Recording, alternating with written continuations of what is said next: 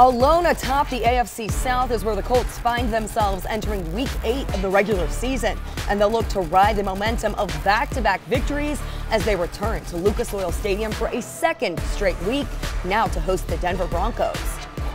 Hey Colts fans, this is Zach Pascal getting you ready for a kickoff here on Colts 360. From the Huntington Bank Studio, this is Colts 360. For the first time since November of 2015, the Colts are alone atop the division following an emphatic 30-24 win over the Houston Texans. And now the Colts will play 3 of their next 4 games at home. Coach Reich called it the consummate team win, while Eric Ebron described it as poetry. So we'll just call this poetry in motion as we give you the very best moments of the Colts' victory over the Texans. Feel good, man. Feel good to be back home, man. Let's get this W today.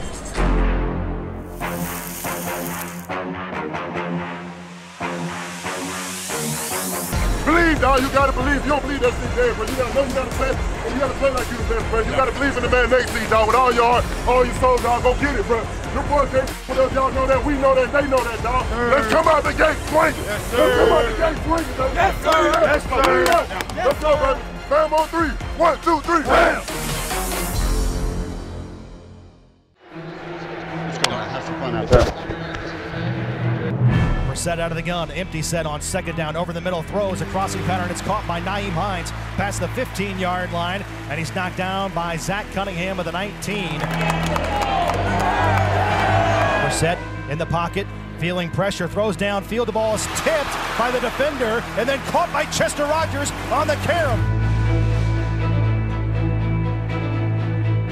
Set out of the gun on 3rd and 5, floats right side on a crossing pattern. Zach Pascal makes a man miss, jumps over the pile at the goal line. No signal yet.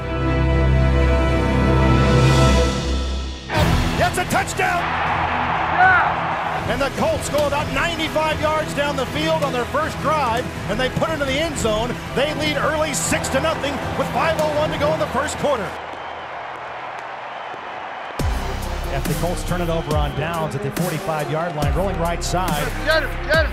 And it's Deshaun Watson throwing on the run, connecting in the far flat with DeAndre Hopkins.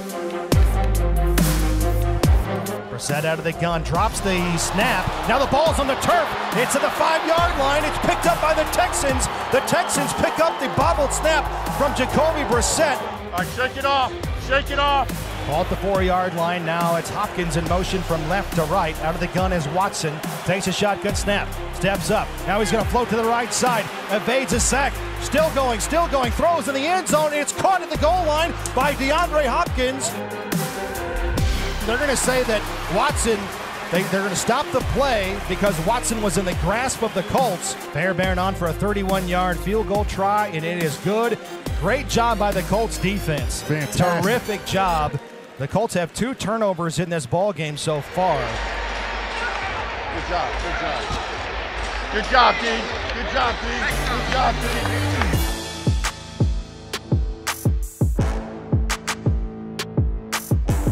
Left side, a wide receiver screen at T.Y. Touchdown, I-N-D-Y. Touchdown, T.Y. Hilton. A 2-yard strike from Jacoby Brissett.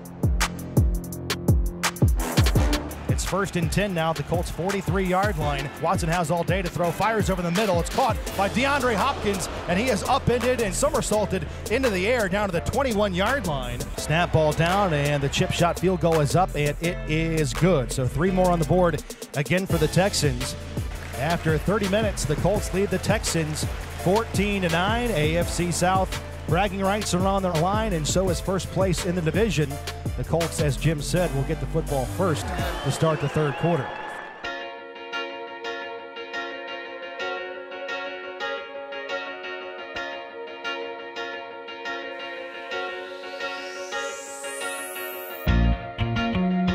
On a counter give, no, it's play action. Brissett has all day to throw. There's Zach. Wings it over the middle, wide open. It's Zach Pascal, 50-yard line, Texan territory, and he's ridden down the far sideline at the 40-yard line of Houston. How about this? Quentin Nelson lining up as a fullback here on 3rd and 1. He's in the end zone. They throw it to Quentin Nelson, and in the back of the end zone. It's caught by Eric Ebron, I should say, as Nelson was in the vicinity as well. They're going to say Ebron caught the ball, but out of bounds, could not get 2 feet in. And the Colts are challenging. Frank Reich has thrown the challenge flag. Again, the ruling on the field is incompletion to Eric Ebron. Touchdown. The ruling on the field will be changed. Touchdown. Great challenge by the Colts, and it's a touchdown, a 4-yard touchdown. Brissett, his 3rd of the afternoon. Yes, sir!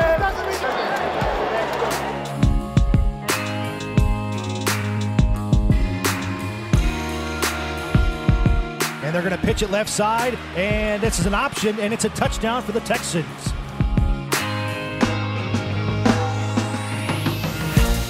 Brissett out of the gun, 1st and goal from the 3. Here's a little shovel pass to Zach Pascal, looking for the goal line. Still looking, no signal yet. Is he in?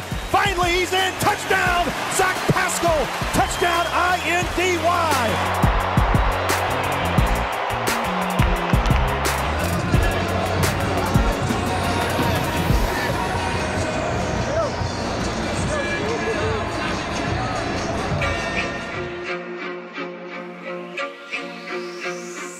Play action, Watson again had all the time he wants to throw.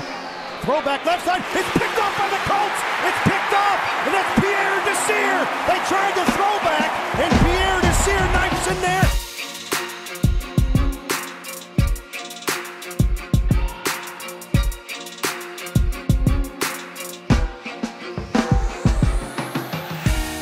Takes a great Colts roll, it's inside the 5, and it dies at the 3.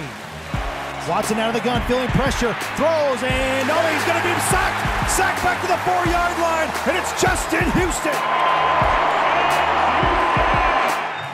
It's 4th and 9 at the 5-yard line. Brian Anger's going to punt it with his heels in the back of the end zone. Anger rolling to the right side, and they're just going to take a safety. Another wise play by Bill O'Brien to take a safety. That's 2 on the board for the Colts.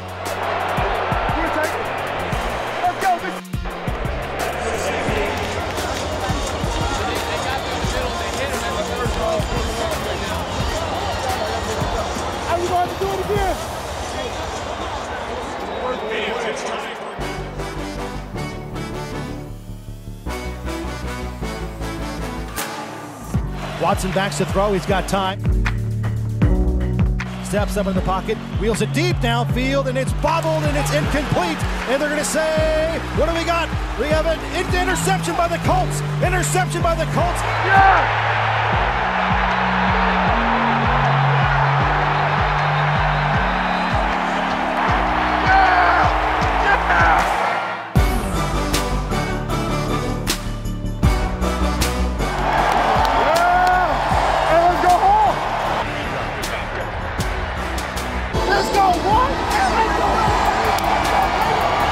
Hey man, listen, we came out here, we fought day in and day out. We had our ups, we had our downs, but we found a way to win. Divisional game, 2-0. Let's keep this train going, baby.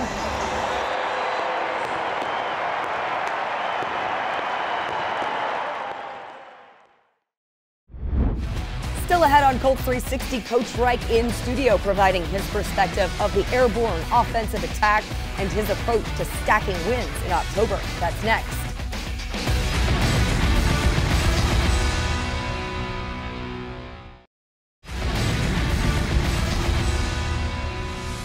Welcome back to Colts 360, sitting alongside Coach Reich, or should I say head coach Frank Reich of your AFC South leading Indianapolis Colts. Coach, to be at this point in the season alone atop the division, what tone does that set? What bar has that set for this team at this point in the season? Well, I think what we've learned, Lara, is just the approach that we take. You know, what we do Monday through Saturday is what counts the most. And sure, it's great to be in first place, a lot better than the other options. But really what we're learning and continuing to learn is, you know, if we're going to win games on Sunday, we got to win each day, win the practice, our expectations are more about what we're doing every day there and knowing that that's going to carry over to Sundays.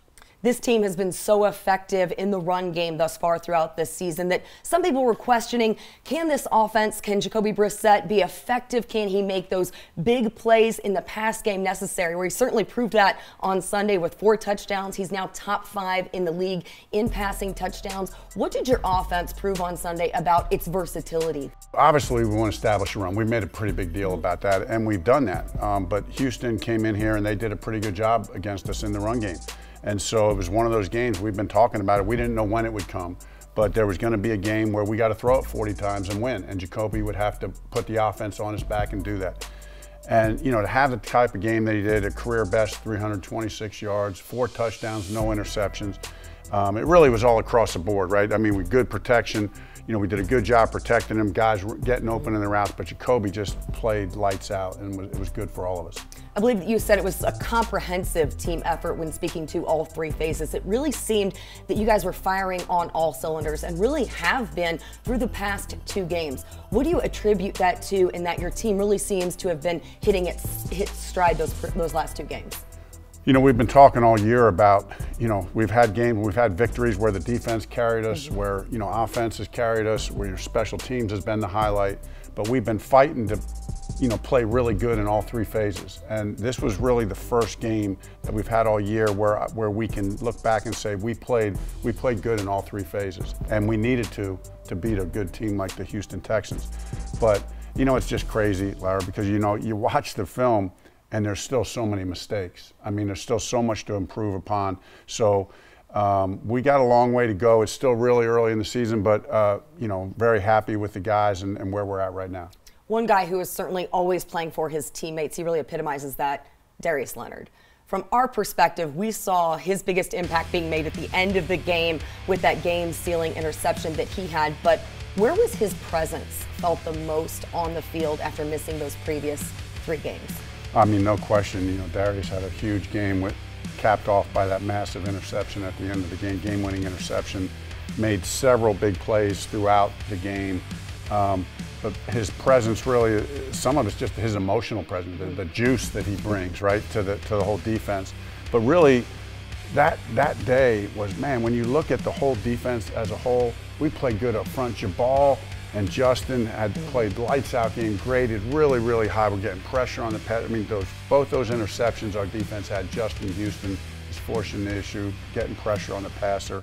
You know, Walker makes a great play on a 4th down on a very key stop. You know, Pierre has the big interception. I mean, really, Darius is the leader, no doubt, but that was a complete defensive game. They played really well. Looking to get 1-0 again this week against the Denver Broncos. You had shared previously in the week that you were in Carolina with Vic Fangio. He was the defensive coordinator when you were the quarterback. How much respect do you have for him and what he is doing currently with the Denver Broncos? Yeah, I mean, I'm not alone. I mean, it's pretty universal around the NFL that Vic Fangio is really one of the highly respected defensive minds. But, you know, I had the unique opportunity I was a player in 1995 for the Carolina Panthers, and he was the defensive coordinator. And so kind of battling each other every day in practice, you know, as a quarterback going up against the defense, battling and talking trash back and forth, and, you know, really just keeping track of Vic's career. I mean, you can pretty much look at the defenses he's coordinated over the years, and many years, if not most years, if not every year, he's going to be somewhere near the top. That's the kind of coach he is. He's a really good coach. Happy for him in this opportunity. That team is ascending. We're going to have our hands full. Well, Coach, this past week you were not only bringing the juice here in the studio, you were bringing it on the mic because Colts Productions had you wired up for sound against the Houston Texans. So right now we're going to take you to the sideline to get the player perspective of what it's like to be alongside Coach Reich on game day. I like your shirt. That's what we're going to try to do today. That's what we're doing. 1-0. 1-0 today. Yes, we're doing it today. A lot of respect for you and your team, and I think we're representing the AFC well. Let's keep it going. Okay. Yeah, it's mutual, Frank. Best of luck to you. Okay. All right. Come on, man. Here they are. Here we are. Here we go. Let's turn it up, man. Turn it up. Turn it up, bro. Hey, happy birthday, man. Happy birthday. How about getting this one today for your birthday? Yeah, got you. All right, man. Got you, And week number 7 is underway. Right foot into it. It's a high hanger. Returnable, though, for Carter at the 5. He's at the 10. He's at the 15-yard line. And he's dragged down on special teams at the 15 by George Odom. On the ball, on the ball, on the ball. Quick, quick, for 7. That's delay a game on them. That's delay a game. He kicked the ball. Brissett out of the gun on 3rd and 5. Floats right side on a crossing pattern. Zach Pascal makes a man miss. Jumps over the pile at the goal line. That's a touchdown. Zach Pascal on an 11-yard throw from Jacoby Brissett. That's it, Zach. That's big time. Good job. Nice job. Nice job. Okay, let's go 4th and 1. We want to go. Anybody questioning this? And he will quick pitch it left side to Marlon Mack, looking to turn the corner, and he is stacked up, and he will not make it. The Colts will turn it over on downs. All right, shake it off. Shake it off. Left side to wide receiver screen at T.Y. Touchdown, I-N-D-Y. Touchdown, T.Y. Hilton. A 2-yard strike from Jacoby Brissett. Good first half. Obviously, our defense held us in there, right, when we missed it on 4th down and when we turned it over. So great job by the D. And then offensively, we just got to keep mixing it up, running pass. They played us a lot of man coverage. Right, they played us a lot of man coverage, so we got to be prepared to win our matchups. Quentin Nelson lining up as a fullback here on 3rd and 1. He's in the end zone. They throw it to Quentin Nelson, and in the back of the end zone, it's caught by Eric Ebron, I should say, as Nelson was in the vicinity as well. They're going to say Ebron caught the ball, but out of bounds, could not get 2 feet in. What do you want me to do? The Colts are challenging. Frank Reich has thrown the challenge flag. I'm in this. Big time. Keep it going. You need to play to win. Holding! What do we got? We have an interception by the Colts. Interception by the Colts. Kiki Cutie bobbled it, and then the ball tipped up in the air. Intercepted by Indianapolis, and it's Darius Leonard. Good job, man. Great job. Great job. Great job, man. That was big time right there, dog. That was big time. Good job. Good job. Good job. That was a big one right there against a good football team. Total team win. All 3 phases. Play together, play for each other. We're just getting started. Coming up next, Colts fans may know the name Zach Pascal, but now he's made his introduction to the entire NFL. Now, Indy, you'll really get to know the breakout wideout ahead on Colts 360.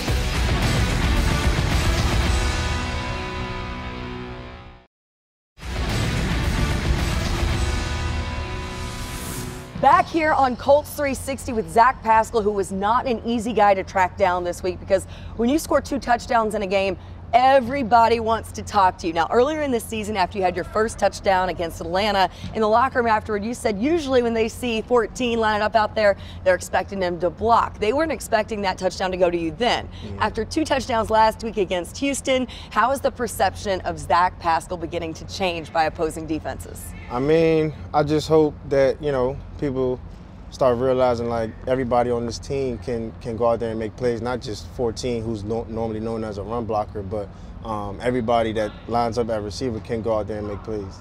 Coach Sirianni paid you what would be considered a pretty strong compliment, and I believe that Coach Reich said, this was in front of the entire offense, that he said he hopes his son, Jacob Sirianni, plays football just like you. How much did that mean to you, and what is it about the way you play that leads your offensive coordinator to make a statement like that? I mean, that means a lot. I mean, he's the offensive coordinator. I mean, he calls the plays, he draws up the plays for us, and to know that he trusts me like that, to say that he wants his son to play like me, I mean, it just means a lot, and it means that I'm, playing good football and I'm on the right track.